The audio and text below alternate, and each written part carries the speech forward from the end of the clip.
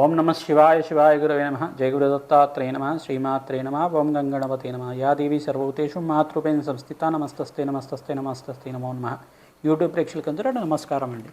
ప్రధానంగా వివాహ యోగం కార్యక్రమంలో భాగంగా వివిధ రాశుల వాళ్ళకి ఎప్పుడు వివాహ యోగం అవుతుందో తెలుసుకుంటున్నాం. గోచార చక్రవశాత్వం అంతా కూడా వివిధ రాశుల వాళ్ళకి ఈ యొక్క పరిహారం అంతా కూడా చెప్పడం జరుగుతుంది. ఈ యొక్క మాసంతంలో అంతా కూడా ప్రధానంగా చూసుకుంటే మార్చి నెల మాసం పాల్గొన మాసంలో అంతా కూడా గోచార చక్రవశాత్వం అంతా కూడా వివిధ రాశులంతా కూడా గ్రహాలంతా కూడా ఈ యొక్క స్థితిగతుల్లో ఉన్నాయి. ఈ యొక్క మీనరాశిలో అంతా కూడా ప్రధానంగా శుక్ర బుధ శని రాహు తర్వాత బుధుడి యొక్క కలియిక చంద్రుడి యొక్క కలియిక అంతా కూడా మీనరాశిలో సంభవిస్తుంది. కావున ఈ యొక్క ప్రధానంగా చూసుకుంటే వృశ్చిక రాశి వాళ్ళకి ఎటువంటి ఫలితాలు ఉన్నాయో తెలుసుకుందాం. ఎప్పుడు కళ్యాణ యోగం అవుతుంది, అసలు గురుబలం ఉందా లేదా కూడా తెలుసుకుందాం. వృషభ రాశిలో గురువు యొక్క సంచారం జరుగుతుంది, సప్తమ స్థానంలో గురువు యొక్క సంచారం జరుగుతుంది. కావున వీళ్ళకి గురుబలం అనేది ఉన్నది. ఈ సంవత్సరంలో అంతా కూడా ఈ యొక్క మే 15వ తారీఖు నుంచి అష్టమ స్థానంలో గురు యొక్క దోషం అంతా కూడా ఉంటుంది. కావున ఈ దోషం నుంచి బయటపడి గురుకటాక్షం కోసం అని చెప్పేసి నిత్యం దత్తాత్రేయ ఆరాధన చేసుకుంటూ ఉండాలి.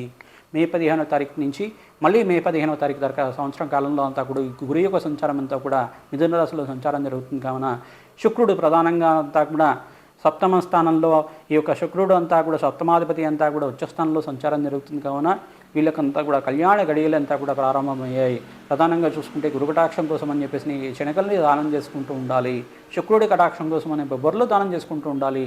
ఈ యొక్క రాహుకేతు దోషం నుంచి బయటపడడానికి ఈ యొక్క నవగ్రహాల శాంతి కర్మలు అంతా కూడా ఆచరించుకోవడం వల్ల శీఘ్రంగా కళ్యాణ యోగం అవుతుంది. ప్రధానంగా చూసుకుంటే ఎవరైతే యజ్ఞాది క్రతులు ఆచరించుకుంటూ ఉంటారో శీఘ్ర కళ్యాణ యోగం అయ్యి శీఘ్రంగా ఆనందంగా జీవితం జీవించడానికి ఆస్కారం ఉంటుంది. మీ వ్యక్తికి జాతకమే ప్రధానంగా ఉంటుంది. కావున ఇది గమనించి అంతా కూడా దోషాది కార్యక్రమాలకి అంతా కూడా మరి పరిహారాలు చేర్చుకుంటానని చెప్పేసి చెప్పడం జరుగుతుంది. ప్రధానంగా చూసుకుంటే ఈ యొక్క శ్రీకృష్ణుడి యొక్క కళ్యాణం అంతా కూడా రోహిణి నక్షత్రంలో అంతా కూడా ఎవరైతే నిత్యమంతా కూడా దేవాలయంలో కానీ పుణ్యక్షేత్రంలో కానీ ఆచరించుకుంటూ ఉంటారో తద్వారా మీకంతా కూడా రుక్మిణి కళ్యాణం చేసుకున్న వాళ్ళకి కళ్యాణ యోగం అవుతుంది. గోమాత కళ్యాణం కూడా ఆచరణ చేస్తూ ఉంటారు. దేవాలయంలో శుక్రవారం రోజున కానీ గురువారం రోజున కానీ మంగళవారం రోజునైనా కానీ సోమవారం రోజునైనా కానీ ఈ యొక్క గోమాత కళ్యాణం ఆచరించుకున్న వాళ్ళకి శీఘ్రంగా కళ్యాణ యోగం ఆడడానికి ఆస్కారం ఉంటుంది. ప్రధానంగా రావి చెట్టుకంతా కూడా ఔదంబర పుష్పానికైనా కానీ ఈ యొక్క మేడి చెట్టుకంతా కూడా ఔదంబర వృక్షానికి ఈ యొక్క పసుపు జనాలనంతా కూడా సమర్పించడం వల్ల కొద్దిగా బెల్లం అంతా కూడా సమర్పించడం వల్ల చక్కెర కానీ బెల్లం కానీ సమర్పించడం వల్ల కళ్యాణ యోగం ఆడడానికి గురువారం పూట మంగళవారం పూట ఈ యొక్క సోమవారం పూట శనివారం పూట ఆచరించడం వల్ల ప్రతిరోజు కూడా 11 ప్రదర్శనాలు చేసుకుని ఓం వృక్షరాజాయ నమ నామాన్ని జపం చేసుకోవడం వల్ల జయ గురు దత్తాత్రేయాయ నమ నామాన్ని జపం చేసుకోవడం వల్ల కూడా శ్రీమాత్రే నమ నామాన్ని జపం చేసుకోవడం వల్ల కూడా శీఘ్రంగా కళ్యాణ యోగం ఆడడానికి ఆస్కారం ఉంటుంది. ఎవరైతే నిత్యమంతా కూడా యాదేవి సర్వభూతేషు మాతృరూపేణ సంస్థిత నమస్తస్తే నమస్తస్తే నమస్తస్తే నమో నమ ఈ నామాన్నంతా కూడా జపం చేసుకుంటూ ఉంటారో అమ్మవారి కటాక్షం వల్ల శీఘ్రంగా కళ్యాణం అవుతుంది. మీరంతా కూడా సుబ్రహ్మణ్య స్వామి వారి కళ్యాణం ఆచరణ చేసుకోండి. తద్వారా అంతా కూడా పుణ్యక్షేత్రంలో కానీ సుబ్రహ్మణ్య స్వామి కళ్యాణం అంతా కూడా 3 సార్లు కానీ 4 సార్లు కానీ చేసుకోవడం వల్ల ఈ యొక్క పుణ్యక్షేత్రంలో చేయించుకోవడం వల్ల కూడా సుబ్రహ్మణ్య స్వామి కళ్యాణం చేసుకున్న వాళ్ళకి మంచి కన్య లభిస్తుంది. తద్వారా అంతా కూడా ఆనందమైన జీవితం జీవిస్తారు. ఎవరి వ్యక్తిగత జాతకంలో అంతా కూడా కుజదోషం కానీ పితృదోషం కానీ ఉంటే కనుక పరిహారం జరిగి ఆనందమైన జీవితం జీవించడానికి ఆస్కారం ఉంటుంది. చైత్రమాసంలో వచ్చే శ్రీరాముడి యొక్క కళ్యాణం అంతా కూడా చేసుకుంటూ ఉంటారు. సీతారాముల కళ్యాణాన్ని ఆచరించుకోవడం వల్ల అన్నదాన కార్యక్రమాలు చేసుకోవడం వల్ల కూడా శీఘ్రంగా కళ్యాణ యోగం అవుతుంది. తద్వారా ఆనందమైన జీవితం జీవించడానికి ఆస్కారం ఉంటుంది. కానీ పరిహారం చెప్పడం జరుగుతుంది. ప్రధానంగా ఈ యొక్క పసుపు కొమ్ములంతా కూడా దేవాలయంలో దానంగా ఇవ్వాలి. తద్వారా అంతా కూడా ఎవరైతే పసుపు కొమ్ములంతా కూడా ఆరైచ్చిన పసుపును కానీ పసుపు కొమ్ములు కానీ దేవాలయంలో దానంగా ఇస్తారు. తెల్ల ఆవాలనంతా కూడా యజ్ఞాతి క్రతుల కోసం అని చెప్పేసి దేవాలయంలో మంగళవారం రోజున కానీ గురువారం రోజున కానీ ఈ యొక్క యజ్ఞాతి క్రతుల కోసం అని చెప్పేసి ఈ యొక్క బ్రాహ్మడికి అంతా కూడా సంకల్పపూర్వకంగా తెల్ల ఆవాల్ని దానంగా చేస్తూ ఉంటారు. తద్వారా శీఘ్రంగా కళ్యాణ యోగం అవడానికి ఆస్కారం ఉంటుంది. మహాలక్ష్మికి అంతా కూడా ప్రీతికరంగా ఉంటుంది. కావున ఈ యొక్క తెల్ల ఆవాలంతా కూడా దానం చేసుకోండి. తద్వారా అంతా కూడా శీఘ్రంగా కళ్యాణ యోగం అవడానికి ఆస్కారం ఉంటుంది. కావున ఈ పరిహారం అంతా కూడా చెప్పడం జరుగుతుంది. ఈ యొక్క వృశ్చిక రాశి వాళ్ళు ప్రధానంగా మీ వ్యక్తిగత జాతకాన్ని అంతా కూడా పరిశీలన చేసుకోవడానికి మా యొక్క ఫోన్ నెంబర్కి అంతా కూడా కన్సల్ట్ అయ్యి అపాయింట్మెంట్ తీసుకుని వ్యక్తిగత జాతకాలంతా కూడా చెప్పించుకుంటే కనుక పరిహారాలతో అంతా కూడా సూచించడం జరుగుతుంది.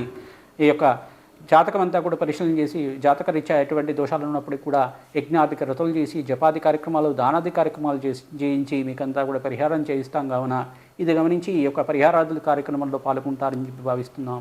శ్రీమాత్రే నమః. శివాయ గురువే నమః. జయ గురు దత్తాత్రేయాయ నమః. ఓం నమ శివాయ. శివాయ గురువే నమః. జయ గురు దత్తాత్రేయ నమః. ఓం గంగణపతే నమః. యా దేవీ సర్వభూతేషు మాతృరూపేణ సంస్థిత నమస్తస్తే నమస్తస్తే నమస్తస్తే నమో నమః. శ్రీ గురుభ్యో నమః. ఓం గంగణపతే నమః. శ్రీమాత్రే నమః. యూట్యూబ్ ప్రేక్షకులందరికీ కూడా నమస్కారం అండి. మాతృభ్యో పితృభ్యో నమో నమః. ప్రధానంగా చూసుకుంటే ఈ యొక్క వివాహ యోగం కార్యక్రమంలో భాగంగా వివిధ రాశుల వాళ్ళకి పరిహారం అంతా కూడా చెప్పడం జరుగుతుంది. గోచార చక్రవశాత్తు ఈ సంవత్సరం కళ్యాణ యోగం అవుతుందా, ఎప్పుడవుతుందో తెలుసుకుంటున్నాం. ప్రధానంగా చూసుకుంటే కుంభరాశి వాళ్ళకి శీఘ్రంగా కళ్యాణ యోగం అవ్వడానికి ఆస్కారం ఉంది. మే 15వ తారీఖు తర్వాత 18వ తారీఖు తర్వాత గురువంతా కూడా పంచమ స్థానంలో మార్పు చెందుతున్నాడు. కావున పంచమస్థ గురువంతా కూడా యోగకరంగా ఉంటాడు.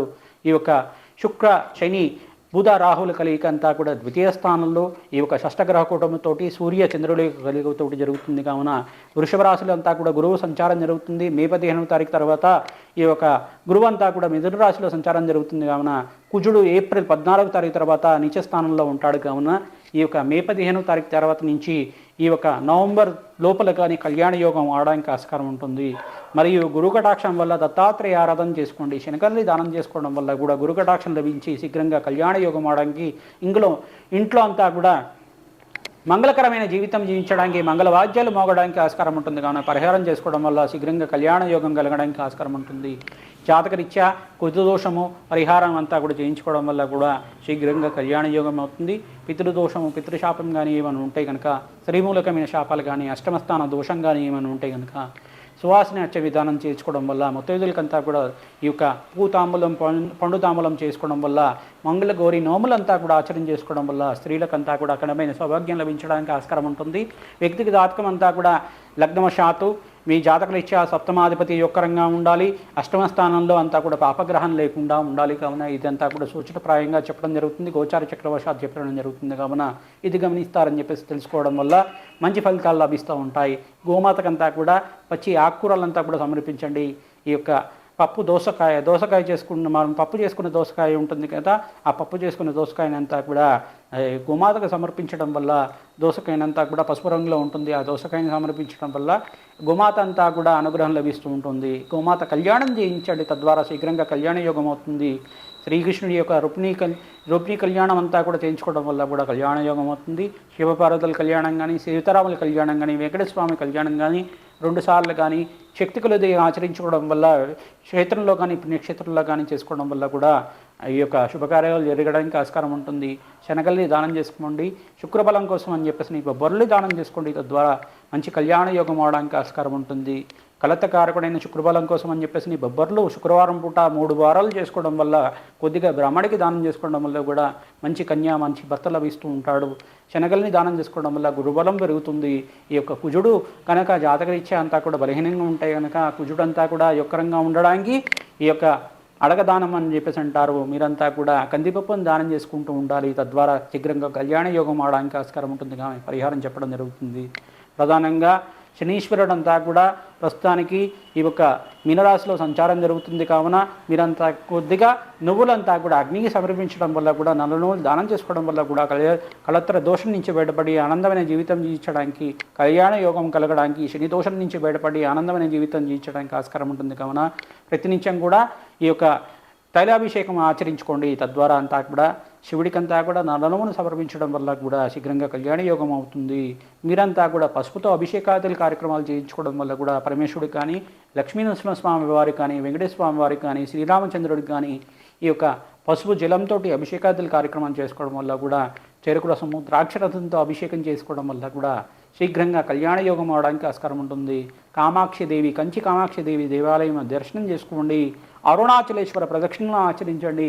ఓం అరుణాచలేశ్వరాయ నమః నామాన్ని జపం చేసుకుంటూ మాత్రం చేతిని అనంతమైన కోటి పుణ్యప్రాప్తి కలుగుతుంది. కావున అరుణాచలేశ్వరుడి యోగ అనుగ్రహం లభించాలని చెప్పేసి ఆశీర్వాదం చేస్తున్నాం. అందరికీ కూడా ఎవరైతే కళ్యాణం కోసం ప్రయత్నం చేసుకుంటున్నారో వాళ్ళంతా కూడా నిత్యం అమ్మవారి దేవాలయంలో మంగళవారం రోజున కానీ, గురువారం రోజున కానీ, శుక్రవారం రోజునే కానీ, శనివారం రోజునైనా కానీ ఆడిచ్చిన పసుపుని కానీ, పసుపు కొమ్ములనైనా కానీ అమ్మవారికి సమర్పిస్తే కనుక మాలగా కానీ ఆ పసుపు కొమ్ములని సమర్పించడం వల్ల, ఒక 2 పసుపు కొమ్ములంతా కూడా ఇంట్లో తీసుకొచ్చి పెట్టుకోవడం వల్ల శీఘ్రంగా కళ్యాణ యోగం అవడానికి ఆస్కారం ఉంటుంది. ప్రతినిత్యం కూడా ముత్తైదులు యొక్క వాయనాల్లాగా ముత్తైదులకంతా కూడా సువాసన వచ్చిన విధానంగా పూతాంబులం పండుతాంబులం అంతా కూడా ఇస్తూ ఉంటారో మంగళగౌరి అనుగ్రహంతో శీఘ్రంగా కళ్యాణ యోగం అవడానికి ఆస్కారం ఉంటుంది. శ్రీమాత్రే నమః నామాన్ని అంతా కూడా జపం చేసుకోండి.